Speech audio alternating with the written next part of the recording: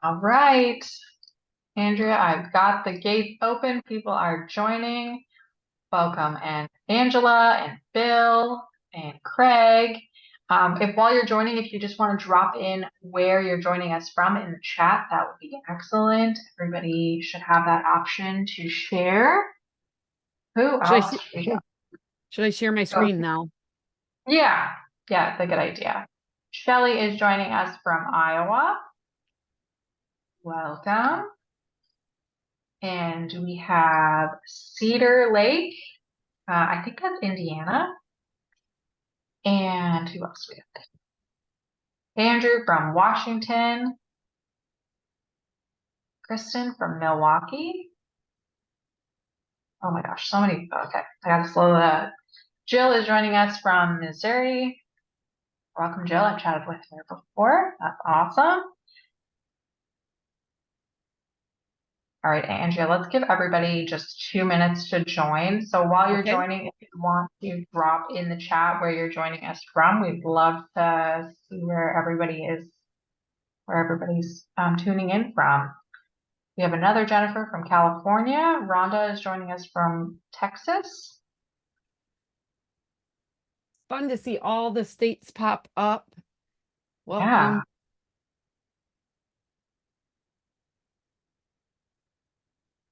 Some couple from Wisconsin.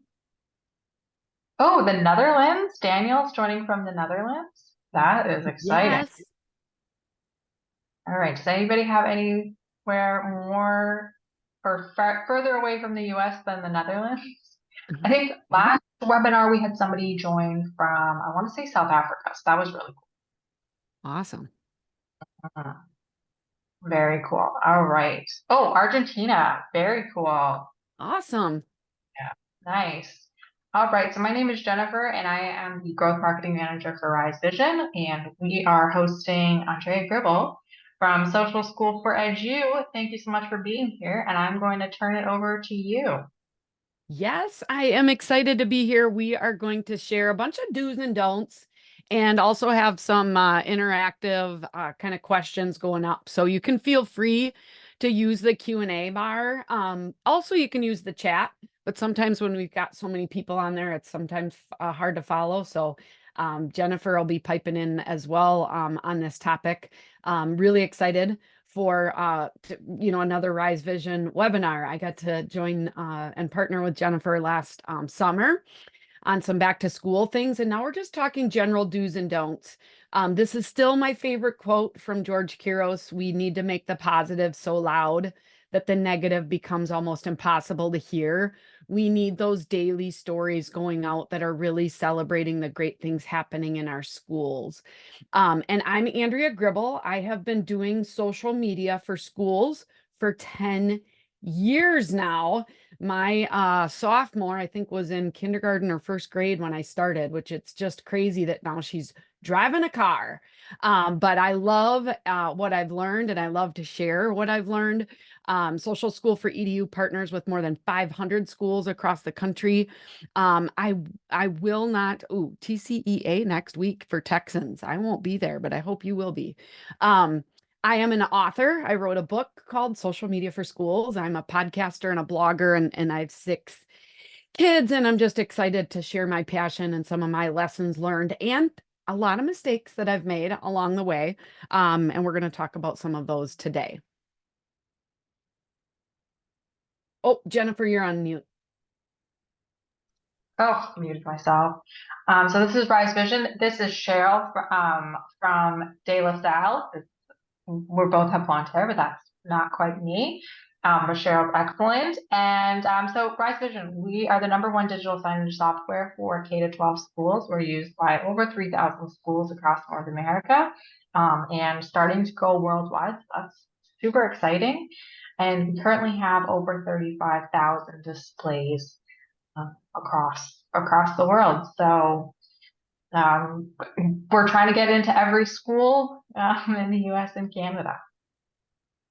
And I recognize a lot of these school districts. So some of them have been on my podcast. And so awesome. I'm excited to be here. So So I just want to share a little bit, my background in social media for schools started 10 years ago when I knew nothing. And I launched with Little New Auburn School District. And you guys, I'm in the trenches with you every day, fighting with Meta, dealing with changes on Twitter or X or whatever it's called. It's a struggle sometimes, but I'm the one posting for this small little school district in New Auburn, Wisconsin, and I've been doing that for 10 years. This is our beautiful cover image for Facebook. We change this out every quarter. But New Auburn is a really small district. So we started back in 2014. We had 0 followers on our Facebook page. Now we have close to 3,000 fans, 3,000, I'd say, followers on our page. We're kind of tracking followers now. But our average reach on Facebook each week is about 5,000 people. Right now, we're hitting about 30,000 views on at least one of our posts in a 28-day time frame. That is huge when you talk about only having 540 people in our town. Okay. Now, the one critical thing to know is I do not run advertisements to reach that many people. You can definitely boost and you can advertise on social media channels, but with our Facebook reach, with our Instagram reach, it's all organic, meaning we don't pay for it. We just celebrate the daily things that are happening. Okay. And I like to use this analogy when it comes to using social media for a school. Imagine this. Maybe, do we have any Swifties on here?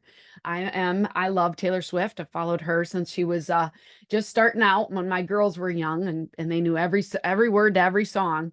But imagine buying tickets to a Taylor Swift concert and you pay a bunch of money and you can't wait to see her big performance. But when you go, there is no microphone, there is no stage, and there is no stadium. So you basically paid a bunch of money to see Taylor Swift, but you can't hear her, you can't see her, and it's just a mob of people. Okay. That is what it's like in a school that does not use social media to celebrate your school. You have community members that pay taxes, that support your school, that want to know what's going on. But if you're not using your phone, which is kind of like a little bit like your microphone, your stage is kind of like Facebook, right? And Instagram and any other channels that you're putting out there. And then we have this huge community that is able to then look inside of our school and see what's going on. But if we're not using those channels to do that, it's like they paid a bunch of money and they're not even going to get to see Taylor Swift. When somebody drives by your school, that's mainly what they see. They see the school building. They have no idea what's happening unless we take the time to share it. Okay. So I just want to make sure that we are sharing what's happening. Just a quick shout out. This is my weekly podcast, 2 weeks, and we're going to be at episode 200. So Mastering Social Media for Schools, check that out. And then this is the book that's available out on Amazon that I released last spring, Social Media for Schools. So today, my goal is that you take away, 1 to 3 things that you're like, oh, that's a good reminder, or, oh, I'm going to stop doing that, or I'm going to start doing this with my social media efforts. So some of you are probably a little more advanced than others. We're all at different places, but I think these are all good reminders. So basically going to go through some do's and don'ts. And then, as I said, I'm happy to answer questions if you have them while I go through this. Okay. The biggest do with social media is we need to celebrate our students and our staff. Okay.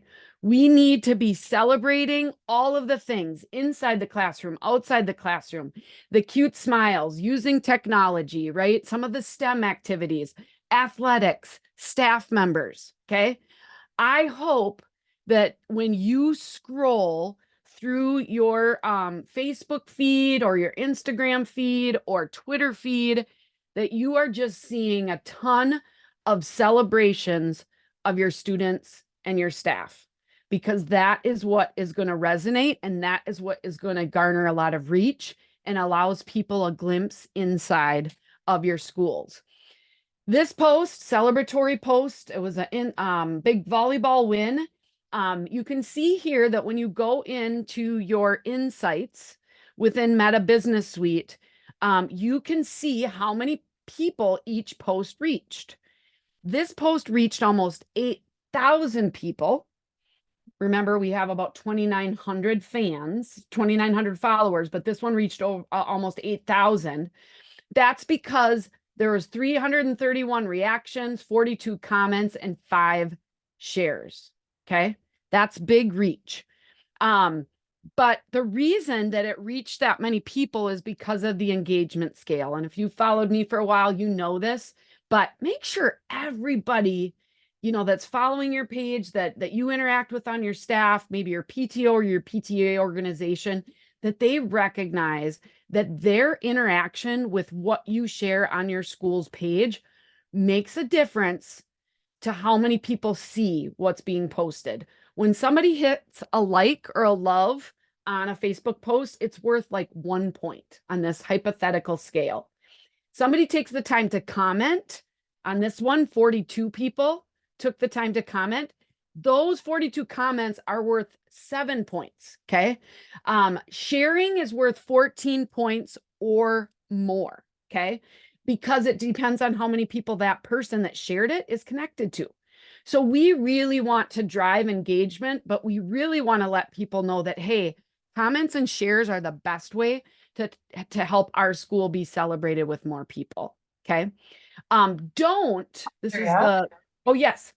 One quick question before you keep going from the engagement scale. So we have a question from Stacy, and she says, "My principal wants comments off. How do I convince her to allow comments?" Yeah, Stacy, you are not alone. There are many people that are afraid or nervous about comments. I will say over 90% of comments are positive. So if you can work with your principal and talk about, hey, let's try opening it up and see what happens, because many times you are going to have a lot of positivity. I'd love to know also in the chat. I'm sure there's other people that have had similar instances. I do have a few resources of the information that you can share to help convince them that, hey, we need to allow those comments. The biggest reason I don't like turning comments off is that it's like you're not being transparent and you're trying to hide something, because people know that comments are turned off. You can't on Facebook turn them off ahead of time. So you actually have to wait till a post is published in order to turn it off, or you can block common words and then it's going to hide comments. But that can be a trigger.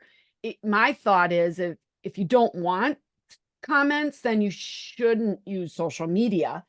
Use your website, use other ways to get information out, but don't use that platform.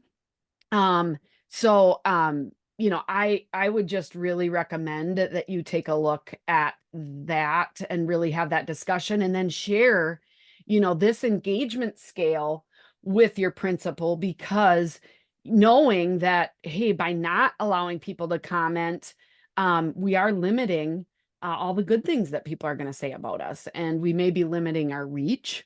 So, yeah, and you can definitely take a look at social media guidelines. Hiding comments that violate your guidelines, you always want to involve your legal staff. I do write quite a bit about this in my book as well, but you can, does that help a little bit? I hope.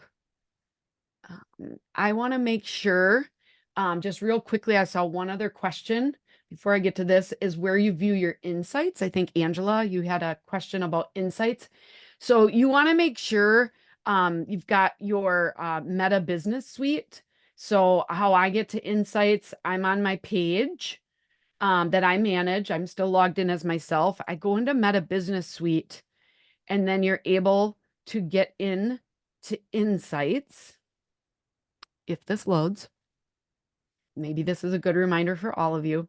But I often am looking at insights, and there's going to be a menu over here on the right, and you're just going to select insights, and then you're going to be able to basically see, in the last 28 days, we've reached a little over 20,000 people. So that's a little bit less. We have been up around 30,000.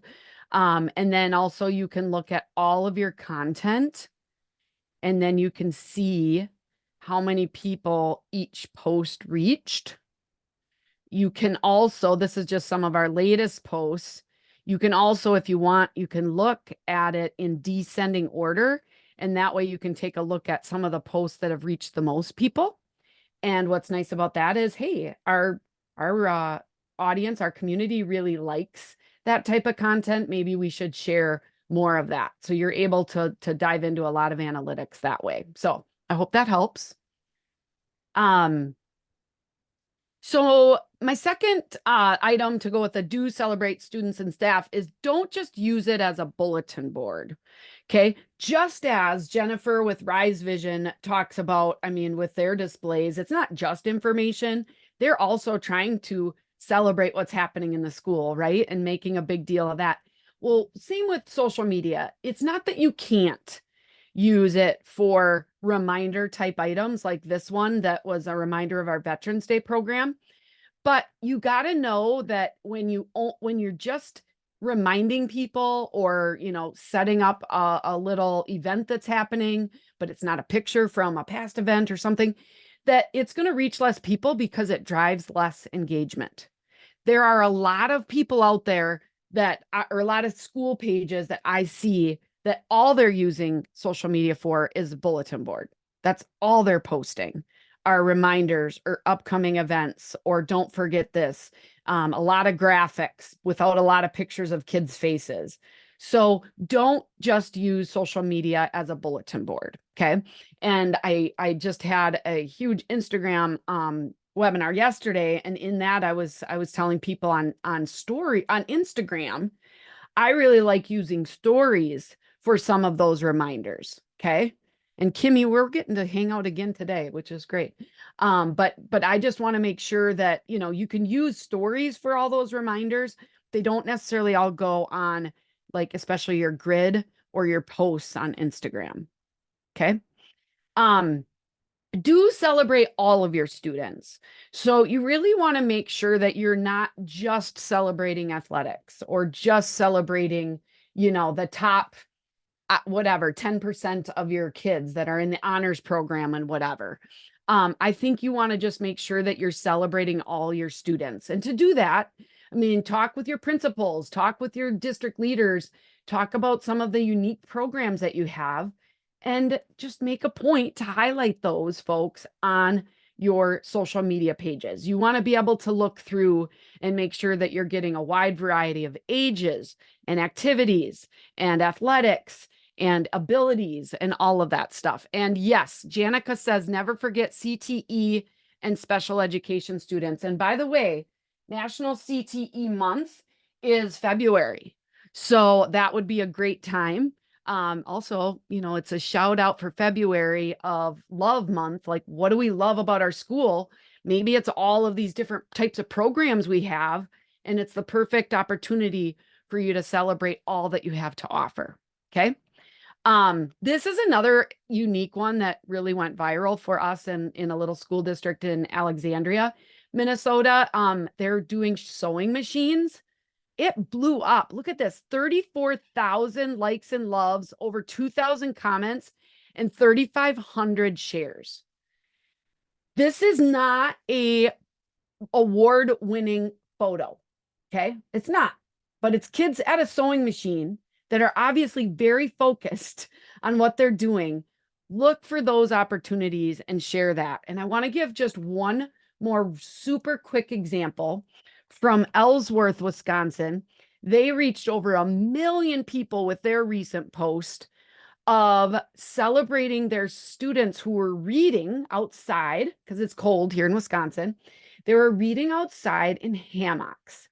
And this post went viral in a very positive way just last week. Here it is.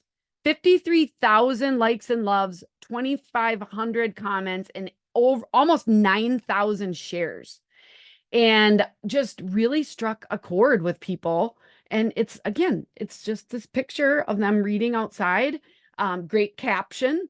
So, oh, and you saw this photo, Stacy, in Massachusetts. So it really made its way around. You guys share the stories. I love that you saw that in Texas. Sometimes we think about viral and we think about the negative, but there's lots of ways to go positive. So celebrate all the students, and don't post just sports. So I kind of shared this photo because these were the two fastest runners on our track team. And I got a photo of their medals and this one week. And then the next week, I got a similar picture because they had medaled again. And it's great. But we have other people on the track team. So I just kind of said, great, but can you take a picture of all the kids? So then I could, celebrate everybody. So you just want to watch and don't just post sports, and don't just post a certain sport. Obviously you can't be at everything. You want to look for, some equity in what you celebrate. I don't want you to say not to celebrate sports, because sports can usually do pretty well. You can see here 11 comments, 4 shares, over 60 likes and loves. But just watch that, okay? So don't just post sports. This, which I just recently, and I don't think our podcast episode is live yet. Is it, Jennifer? I don't think so. Jennifer joined me for a great discussion on my podcast, but we talk about branding, right? And making sure that we're representing our brand. We do want you to brand your cover images on social media, which, LinkedIn has a cover image, Facebook has a cover image, Twitter has a cover image. Instagram doesn't. Instagram just has your little profile picture, which, by the way, should match between all of your channels so people know that they're looking at the same page. But we want you to brand your cover images. This is a school district in California that's a K-8 district. We got our hashtag. We're also out on Instagram. And so we make sure to put that out there. We also change out these images every quarter so that we're kind of representing different students. You may look at your cover image, and if it's from 2019, those kids have now graduated. If they're seniors, they may have graduated from college already. So we want to keep that up to date. Okay. And Amelia asked, when you have a multi-school district, how carefully do you monitor how often each school gets a post? Okay, that's a really good question. My little district, 300 students, K through 12, one building, very easy to, kind of do. Amelia, some people may be able to comment of how they do this. I think just a tally sheet, even on your desk, of knowing, and then making some efforts if you're not getting content from certain schools, that you make an effort to do that. I know that some big districts have feeder patterns. So, you got these 5 elementaries that feed into this middle school that feeds into this high school. So basically, if they've got, 3 or 4 feeder patterns, they're trying to make sure they're representing each feeder pattern within a week's time frame, and then, basically switching over with that. So I think it's hard because you can't be everywhere. And Amelia, I don't expect you to be everywhere. You've got the hat of doing social media, but you can't be everywhere in every building. So you do have to rely on people from those schools submitting content to you. So I'm going to share that a little bit at the end. We need a process, and we need to make sure that our leadership at each building knows that, hey, there is a way to make sure that we are getting celebrated on that district presence. But certainly at bigger schools, I'm sure they have their own social media channels. I always like it when I have people that are like, hey, if you share something huge on your school page, will you just send me an email and tell me that it's there? Because then I can share it. It's a little bit easier than you having to monitor all of the social media pages from all of your schools. And there are some reminders. There are some things that aren't as big district worthy news. So when there are news items, if they can help get those to you. So does that help you a little bit, Amelia? And if you can reach out to those schools that you never hear from and try to get into those buildings and try to build a relationship with one person within that building that could send you content. It doesn't have to be the principal, it doesn't have to be the administrative assistants. If you're there and you start chatting with somebody and you're like, hey, they look like maybe they'd like to take pictures, just try to build those relationships. You're not alone with those struggles. Anything you want to add, Jennifer, with the branding of cover images? I think you covered everything, but having the branded content and the branded images and just, I mean, even if you're going into your graphics and your digital signage, having it all be cohesive really makes it just a better experience, I think, for everybody and keeps them excited about the school and what's going on. Yeah, because it's amazing with branding when you think about, I see a semi going down the road and it doesn't even say McDonald's, but it'll say something on it, and I'll be like, well, that's McDonald's, right? So there's some of those branding pieces that end up playing into your school as well. What I will say with social media is don't just use a photo of your building as your cover image, okay? Even though this building is very beautiful, right? Maybe it's a newer school. But I really think you get a feeling, you get, some emotions tied into what it's like to go to that school. And remember, our social media efforts are really to engage with our community. They're to give a peek into what it's like. And just imagine a staff member looking at potentially coming to your school. Okay. And they're wondering, oh, should I apply for that job or whatever? They're going to go to your social media pages. And what do they see? Do they see this or this? This is going to welcome me in. This is going to be like, okay, great. That's the picture of the building. So, all right. The second, or this do post consistently. So social media can't be something that you do once a week or once a month. It has to be done on a consistent basis. I will still say if you are overwhelmed and can only do one platform well, I'd say that it's Facebook, because most people are on that. So I'd say at least once a day during the week. We don't post a lot on weekends because we deserve a break and, we don't get as much engagement on the weekends. At least once a day on Facebook. You can definitely post up to one time a day on Instagram. Doesn't have to be. 3 times or more on Twitter. Twitter's kind of that news section. 1 to 2 times a week on LinkedIn. And then you can defer to stories for more. Okay. So you definitely can put as much as you want onto Instagram stories, onto Facebook stories. But I just want to make sure that you're doing these things consistently.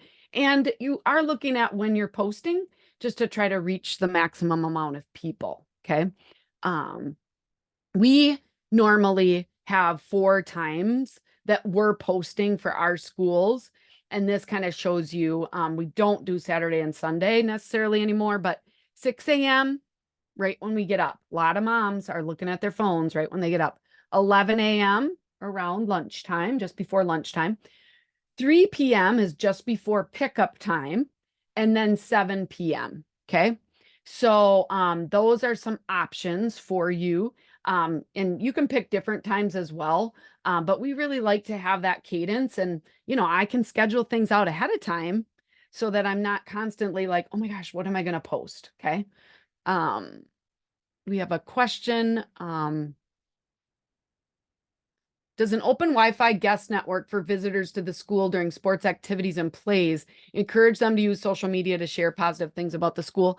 I would say yes. I mean, if I know some of you have Wi-Fi restrictions on allowing people to use social media when they're on the Wi-Fi, or your students during the day. So you're going to have to play around with that. But I would say yes. But then you also would want to encourage people to use your hashtag and let them know that you're, sharing your own pictures out on social media as well. So, That would be Vicky, oh, go that ahead. would be a perfect opportunity to have your digital signage, have your hashtags and your Facebook channels and where you're active, and encourage people who are in your school to, submit those photos so that they know about them. Yeah. And Vicky just asked a great question about, we resize photos and change captions for each social media platform. Is that worth the ROI, or will we get similar engagement even if the photos aren't optimized for size? Vicky, I don't know what channels you're using, but we get the most engagement on Facebook, though that's a little bit different size than Instagram. We don't post everything that we post on Facebook to Instagram, but you only have so many hours in your day, and social media is one of them. So I don't want you to get so consumed that you feeling like you have to redo everything for every single channel, and also that you have to redo the captions every time. I mean, obviously there's limitations on Twitter to how many characters you can use, but you don't necessarily need to redo a lot of those. A lot of my posts that I'm doing on my Facebook page here for New Auburn, I'm just going to show you. I mean, I'll schedule out not everything, but many things that will go both to Facebook and Instagram at the same time. So tomorrow at 11 a.m. on both of our channels, the preview isn't available, but this is going to go out, and it's the same exact caption. I had ChatGPT help me a little bit with the caption, and so that's going out on both channels. With the algorithm that I described to you, the chances of somebody seeing it on Instagram and seeing on Facebook are not that great, because they might not even see everything that you post anyways. So don't worry about that. There are ways that you can, I guess, interact and engage on different platforms. But again, you only have so many hours a day. So I hope that helps. I will say, just with graphics, you want to watch how much text you put on graphics for your social media channels. Because I will say, when it is worth it is, on your digital signage, you have to get everything on that graphic, because obviously that's all you're using. Well, in social media, you might be able to just put the picture of the staff member that you're recognizing, and the rest of the words could go in the caption of that post. So there are some differences that I would say are worth it. And the big reason for that is, I'm 45. I need cheaters. Jennifer's much younger than me. She doesn't need cheaters yet. So on my phone, I'm able to make the text. What's that? I still need my glasses to Oh, see okay. this. So I can make the text bigger on my phone, but it doesn't change the graphics. And over 80% of the people that look at your social media pages are doing so on a mobile device. So we've got to think about readability. Okay. So I hope that helps. Another question, Heather says, do you recommend having a separate parent Facebook page that parents only can access? I'm afraid we are missing some of the public. Well, I know we are. You can do parents only. If you did that, I would say it would be a Facebook group, because that would be the one that only parents can access. Heather, it's only if you have the capacity to run that. But I will say, if you go to my website and you look at the blog, and then I'm going to type in Facebook group. Should your district run an official Facebook group? This is a great blog for you to read. I'm going to put it in the chat. And maybe you can consider that. Okay. A group sounds like a lot of work to manage, but also, like, think about every year you have new parents coming in and adding people, and then somebody wants to leave. Oof. Yeah. Yeah. The blog is written from a standpoint of, they started it in COVID, and it was a good thing. And an open dialogue, but it does take resources to be able to manage it. So, social media don't take on too many channels. Just as we want to say, hey, don't start a Facebook group if you're not going to be able to, keep up with it. Don't have too many channels. And so some of you, Facebook, Instagram, Snapchat, Pinterest, LinkedIn, Twitter, TikTok, YouTube, all of these channels. And if you are feeling overwhelmed and like you can't do any of them well, that's not a good thing, right? We want to show up. We want to be present. The biggest two channels that we use with schools we serve are Facebook, number one, and Instagram, number two. I just did a research, survey out to over 500 school communicators. 96% of them use Facebook, 80% used Instagram, and then it was a big drop off before Twitter and YouTube. So just know that you don't have to run everything, and sometimes scaling back might be a good idea. Okay.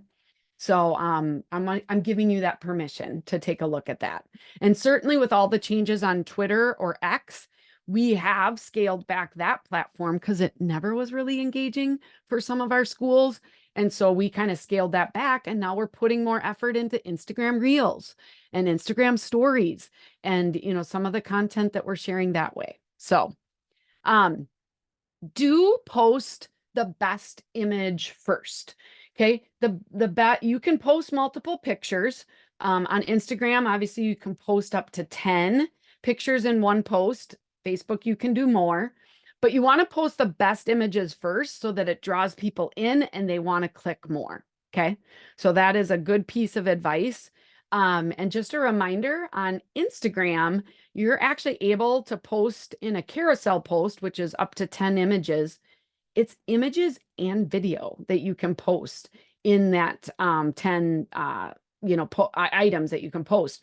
So keep that in mind, because it's really frustrating on a business page. You can't really easily post photos and videos. Sometimes there's a workaround, sometimes it doesn't work, but on Instagram you can. So hopefully that'll help. And then I kind of already described this, but don't use a graphic with a lot of text. Okay. So if we shared this graphic that was maybe created for a flyer that goes up on a bulletin board, it's a lot different that we would share on our social media page. And so, I might cut out and just say, cut out this top part and be able to share that just fine. But if we share this whole thing, I will not be able to read it, me especially, but nobody really will. And then you have to try to make it bigger and go from side to side, and it's very, very challenging. So, and also, yes, translation doesn't work. When you have a lot of text on here, you've got to think of ADA compliance and making sure that people know what's on those graphics. So, do use emojis. There is stats. There's people that study the interaction of social media posts based on emojis versus no emojis. Anywhere from 25 to 57% more engagement on posts that have emojis in it. Okay. So I'm not guaranteeing it's going to work. I had one person do it at a conference I was at, and they're like, this is the worst engagement I've ever had. Well, it probably has a little bit to do with what you're sharing and how you're sharing about it, but do add in those things. I think it really makes, it makes things pop out. You can use emojis for bullet type items to make it more readable. So that is a really good thing, to use a lot of emojis. And on my computer, if I hit the Windows and the period, it'll actually give me the pop-up box right on my computer. I do a lot of my posting from my computer, not my phone. It's up to you, whatever you use, but you can do that, and that's a helpful tip. Yeah, the QR codes on graphics, is it redundant and not super helpful? Well, I think if you take a picture on your phone and then you can actually use QR codes. But in regards to this, I wouldn't go over the top. If there is a QR code with something you use on digital, like Jennifer said, it's totally usable on digital signage. So I don't think that many people are offended, like, oh, I can't believe they put a QR code on that. But what are your thoughts, Jennifer? Yeah, like I said, to put a QR code on social media is a little bit trickier because now you're asking that person, they have to either download the image or take a screenshot and then try to scan the QR code. But if you put a link, then they can just click it. It's a little bit easier. I don't think that you can click on QR codes on social media. It might be a little bit different if it's in an email and you can, click the QR code and a new page pops up. But think QR codes are a little bit better on something that's not on your phone. Yeah. And I definitely, Rain, recommend to use the link, as Jennifer said. You can paste in the link that they can visit that way. And remember, Instagram links don't work on the post itself. You can put them in your bio, but I love Instagram stories, because Instagram stories, you can add links and then you can have people click something to get to a link, a forms to fill out or whatever. So that's another little trick for you. We have a great question here about emojis. Maybe you want to Yes. answer. So Kristen says, what's your perspective on emojis being the calling card of someone using ChatGPT? If we don't let our students use AI, it feels a little funny to do it as a school. Yes, Kristen, if you don't use Chat GPT at all in your district, then you need to follow your guidelines. So I will use Chat GPT that says, hey, help me write this post about this and add in some emojis for me. That is a first draft. I never use that as the final because sometimes there's really weird things that I don't even know what they are. But I would definitely say you need to go by your school's stance and your school's policy and guidelines with all of that. So I would not say you would want to do that if you're not allowing your students to use it at all.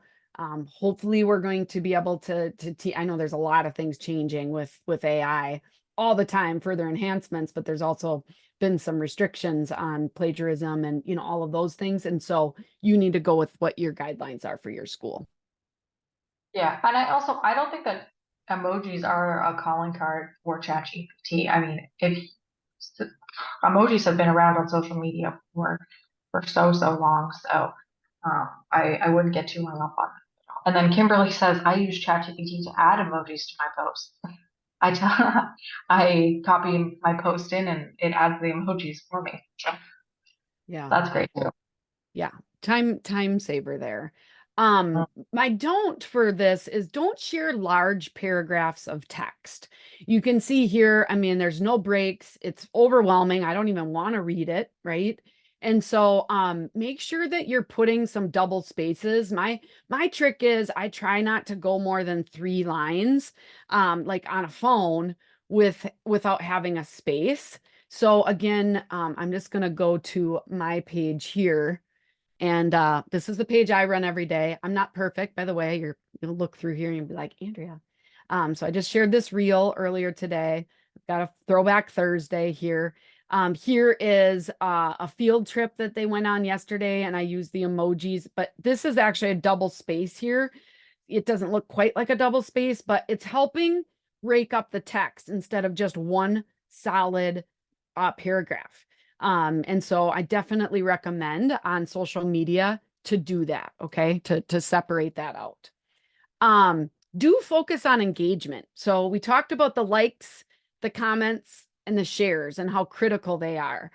They're critical on Facebook. They're also critical on other things. And so I just want to give you a couple ideas. And many of you have probably been following me a while. I love the big hair. I love the old letter jackets.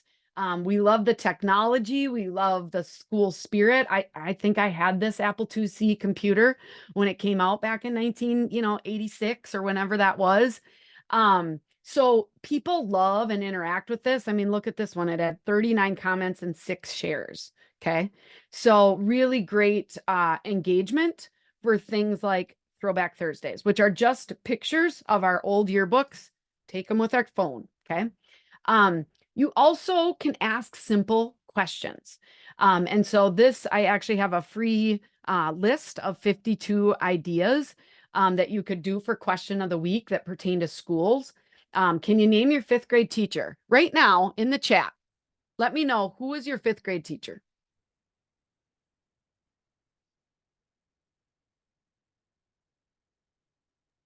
Okay, mine was Mrs. Smith. We got lots of people chiming in. I It's a very, absolutely couldn't do it. who was your 5th grade teacher, Jennifer? I have no idea. You're one that doesn't remember. No. And like But John, Mrs. Douglas, and he loved her. So usually what this ends up doing, so this post for this school district had over 22,000 people reached. I think, hang on. It had 1,300 people commented. It had 16 shares. So what it does is it starts this conversation, and some people are tagging their 5th grade teacher.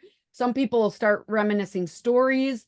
If you allow photos, some people have uploaded photos of their 5th grade class. It's incredible what it can start.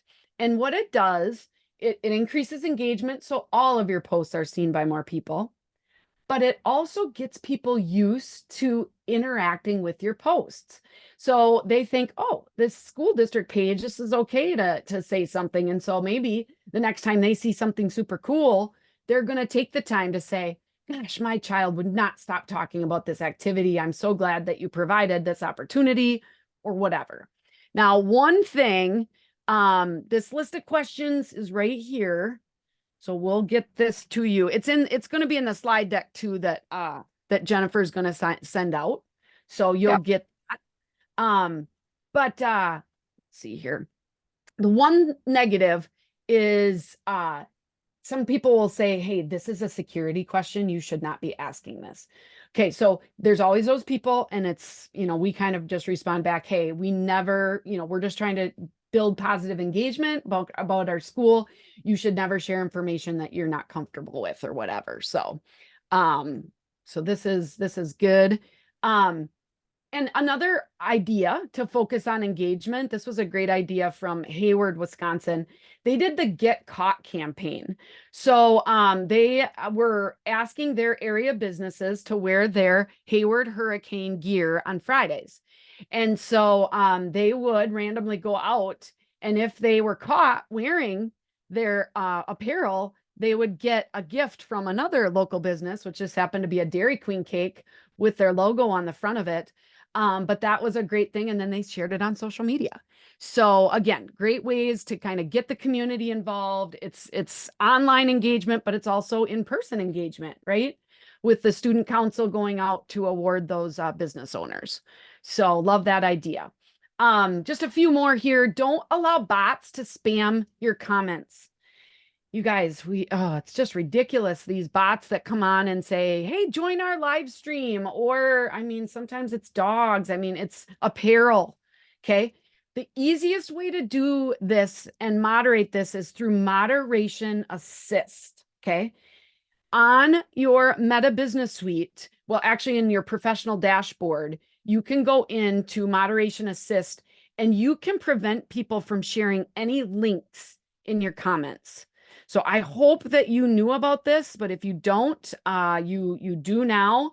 And what will happen is anybody who has a link, it's automatically going to be hidden so that not everybody else on your page sees it. Okay. So that's really important. Just to show you guys quick, professional dashboard is not enabled, but once I go in and log in as my school page, it is. I do this always from the desktop. So I go to professional dashboard. And Kim Mooney saying you can also you can ban verses. We have found that sometimes that causes other comments, especially in a referendum or bond situation that somebody's saying this versus this. So we've removed that from our keywords. But this comment has a link. Those will be automatically hidden if this is enabled. Okay. Hopefully that is clear. And it's a lifesaver, I am telling you. And a big thing just with social media is just that team approach. Even though you're the one posting on your social media pages, you're the storyteller hat, you've got to build in that mentality of everybody being a storyteller from all of your buildings. Give them a method. We like to set up an email address, however you choose to get that information to you, then you can put those out on your social media channels. And one of the newest things that I think is so great, and I'm working on this, and it's not easy. Okay, I'm telling you that. Kids these days, they use social media, but they more use it as a lot of consumers and not necessarily generators, especially as stories that use your schools. So I'm learning, but I do believe in the power of student storytelling. And so I am hands-on in there working weekly with a group of students from New Auburn, and I'm going to be sharing all of what I've learned with you as well. So if we can include students, and then, it's capturing the little moments, right? This is from a few years ago when Rogers was with the Packers and Diggs was with the Vikings. And, just sharing those little moments is powerful to in addition to all of the things learning in the classroom, out of the classroom, on the field trips, all of that. We've got a ton of tools here. These are all clickable. And again, Jennifer is going to get these out to you. So just a quick wrap up. What do we want you to do? We want you to celebrate all students and staff. Celebrate everybody, brand your cover images, post consistently, post the best image first, use emojis, and focus on engagement. We don't want to just use social media for a bulletin board, only posting sports, post a photo of your building as a cover image. You don't want to do that. You don't want to take on too many channels using graphic with a lot of text or large paragraphs of text, or allow bots to spam your comments. So I'm wondering, out of all these do's and don'ts, is there one thing, and let me know in the chat, I'm watching it right now. Is there one thing that you think by next week you could try or implement on your social media pages? Shelly's going to remove the cover, or the school as the cover photo. Carolyn's going to use emojis. Emojis are easy. Okay. So start using those. By the way, emojis, my most frequently used emojis are the blue and the yellow heart, because I'm blue and gold color. So using just the hearts as your school colors would be really good. Meredith's going to post more IG stories and use emojis. You're going to deal with a bot situation, Tara. That is going to change your world. I'm telling you. Moderation assist, you guys, Tanya, there's a lot of other options there. Like if a profile doesn't have a profile picture, there's ways that you can limit. So definitely take a look. Asking staff for Throwback Thursdays. Could you please go back? Yes, here's the slide, Danielle. This is, and again, you'll get all these slides from Jennifer after this. But these are some quick do's and don'ts. We're not all perfect. I don't do all of these things perfect all the time. We only have so much time in our day. But we're trying to make best practice so we can celebrate with as many people as possible. So I got my book. You can definitely grab your copy if you're liking what I'm sharing. And we'll take a few more questions. I think we've got a few more minutes. And then Jennifer, we're also going to be hanging out on LinkedIn. Yeah, yeah. So a couple of questions that you didn't answer that I promised. Okay, first one is Heather. We're going to answer your question. So Heather asks, as for pictures, what program is the best for storing photos? So storing your photos, I mean, we store a lot just on Google Drive. But if you are wanting to share out photos with your community to be able to use, and maybe some other people, have some ideas in the chat, Flickr, I know is one. Google Photos, you can share in Google Photos. I guess I don't have a professional opinion on that. I mean, many times we're taking the images we receive, we're posting them on social media, and then we just delete them. They're a little less quality once you put them into social media, because they may lose a little bit of the clarity, but it's not bad. So what do you have any suggestions, Jennifer? I mean, Google Drive, Dropbox, if you're looking for something. Google Drive, I just really love because it's super accessible and you can put subfolders in there. Jill says all of ours are stored internally on our iDrive, so that could be an option too. Yeah, so lots of options out there. Another question, I think this was from John, but I can't remember. When you share a link on a social media post to a longer story on your website, so you're sharing a link to an external source, what's the engagement to actually click on it? Sometimes I share the full story on the post because they tend to not leave Facebook. So that depends. I don't know. I mean, sometimes they've said, like, if you're trying to lead people off of Facebook, the algorithm, you're not going to get as big of a reach. But in some cases, it's powerful to be able to get them to somewhere else, because you don't want to put a 3-page story necessarily on a Facebook post. So I don't know the exact specifics. I always say, like, what's the perfect length for a post? Well, it needs to be as long as it needs to be. Those who want to read the whole thing will read the whole thing. You should summarize it up in the top, a couple paragraphs, a couple lines, so that people know what it's about. But if somebody's interested, they are going to click, in my opinion. And if they're not interested, they're not going to read the entire thing, nor will they click the link. So that's kind of my thoughts on that question. It can, I know that there's people that say don't share links and, put the link in the comments. I don't say go to that realm. I think if you have a link that you want to get them to, then you can share that. I saw a question here. Amelia asked, are there programs, free please, that can help us schedule postings? So Amelia, do you know about Meta Business Suite and how you can schedule posts in here? I hope you do. That is the one I use that's completely free.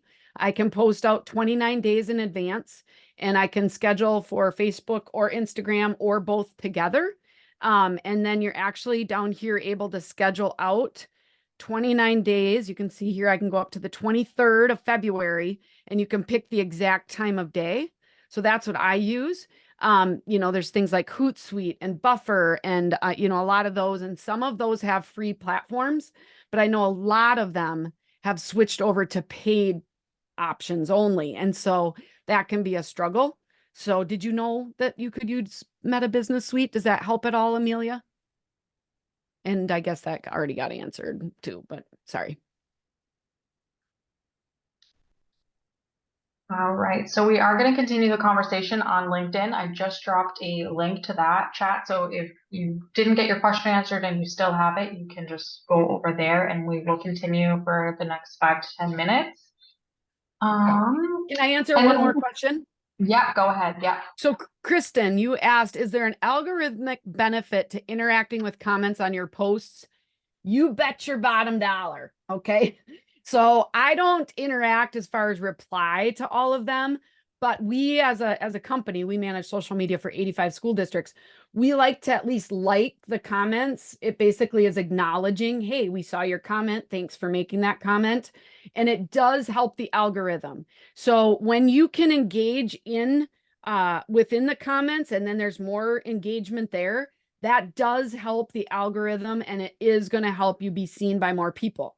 Now, sometimes that is negative because there's, bickering going back and forth, which can be challenging. But if somebody says, oh my gosh, my student wouldn't stop talking about that, you could reply back from the school and say, thanks so much for sharing that. We really enjoyed it too. We're going to look to do more programs like this or whatever. That does help the algorithm. So good question, Kristen. Absolutely. And I mean, if people are bickering on your Facebook post, well, it does help your engagement, even Right. if it is a little bit negative. Yes, Well, exactly. thank you so much, Andrea, for joining us. This has been great. I think you answered a lot of questions. We are going to take the conversation to LinkedIn. I am going to be sending out the recording with the presentation deck, so you'll be able to click any links in there or scan any QR codes if you prefer. And we also have a survey coming out after this webinar to everybody who attended, and it has a $10 Amazon gift card attached to it for one lucky winner. So we're going to buy you a coffee and a donut as a thank you. All right, so everybody head on over to LinkedIn for some more questions. And thank you, Andrea, again. This is so great. Yes. Looking forward to the next one. Looking forward to doing some more stuff with you.